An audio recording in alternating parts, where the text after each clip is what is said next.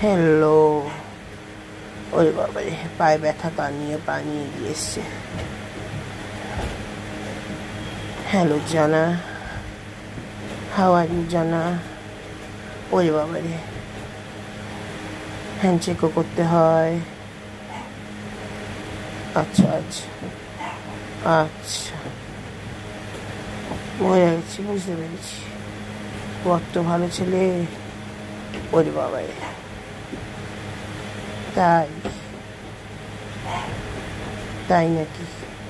স্ক্যাচি করতে হবে? ওরে বাবারে, এত ভালো ছেলে। Handshake, good evening.